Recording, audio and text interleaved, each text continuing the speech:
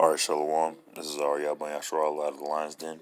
First and foremost, I want to give all praise and glory to Yahweh, Bahasham Yahweh Shai, Bahasham Rachak Wadash Ma'amath. A double honor to the elders and apostles, our great millstone. A double honor to my elder as well, down here in Lion's Den, the Hard One by Yasharallah here in Jacksonville, Florida. Sincere to water to the Akim and Aquatim and the children that's pushing the truth and believing with sincerity. I want to bring out this article. U.S. government will run out of money by October 18th, Treasury Secretary says. Treasury Secretary Janet Yellen warned lawmakers that the federal government will likely run out of cash in extraordinary measures by October 18th unless Congress raises the debt ceiling. The new estimate from Yellen raises the risk that the United States could default on its debt in a matter of weeks if Washington fails to act. All right, this is a lot of what my elder Harwan Bayashrala has been saying on his videos. These prophecies are coming out, and America's really, really falling. We can truly see like the inner workings of the machine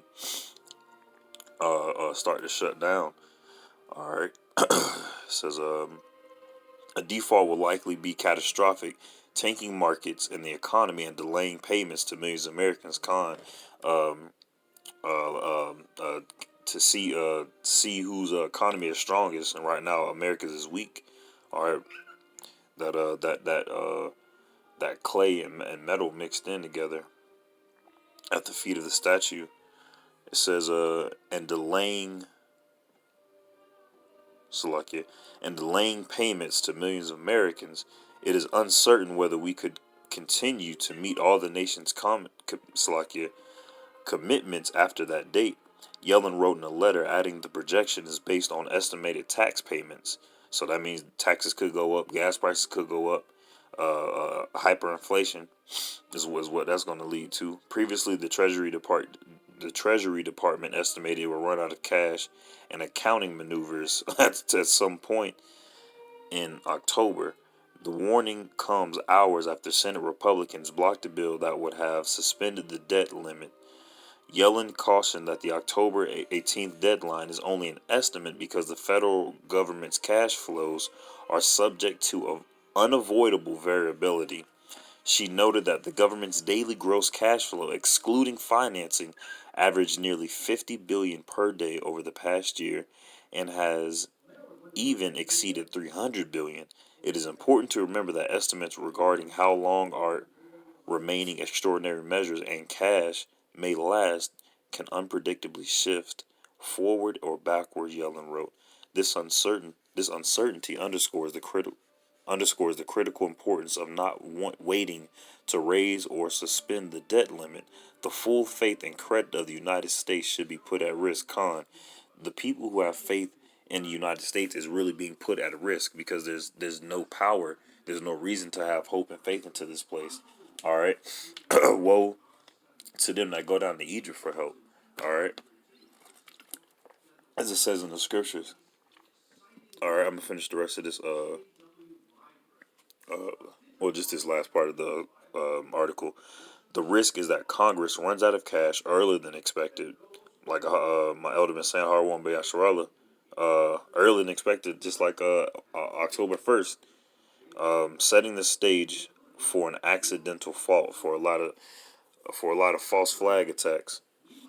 And off this article, I thought about Isaiah chapter 24. It says, "Behold, the Lord maketh the earth empty, and maketh it waste, and turneth it upside down, and scattereth abroad the inhabitants thereof. And it shall be as with people, so with the priest, as with the servant, so with his master, as with the maid, so with her mistress, as with the buyer, so with the seller, as with the lender, so with the borrower, as with the taker of usury, so with the giver of usury to him. The land shall be utterly empty and utterly spoiled, for the Lord hath spoken this word. The earth mourneth and fadeth away, the world languisheth and fadeth away. The haughty people of the earth do languish." All these people, all these celebrities, when the lockdown happened, even though there was $1 million mansions, they was going stir crazy in the places because they didn't know what to do. I'm gonna scroll back up because they didn't know what to do. The earth is verse 5. The earth is defiled under the inhabitants thereof, because they because they have transgressed the laws, changed the ordinance, broken the everlasting covenant. Therefore hath the curse devoured the earth, and they that dwell therein are desolate. Therefore the inhabitants of the earth are burned, and few men left. That's what's going to happen to this place. This is going to happen to this place. There's going to be a huge shift in this realm. Verse 7. The new wine mourneth, the vine languisheth, and all the merry hearted do sigh. All the people that are usually happy are sighing right now. All right, there's a depression, anxiety, all that is on the rise since this whole pandemic started, and it was already on the rise before it started. The mirth of tabret ceaseth. The noise of them that rejoice endeth. The joy of the harp ceaseth. They shall not drink wine with a song. Strong drink shall be bitter to them that drink it. All these clubs are shutting down.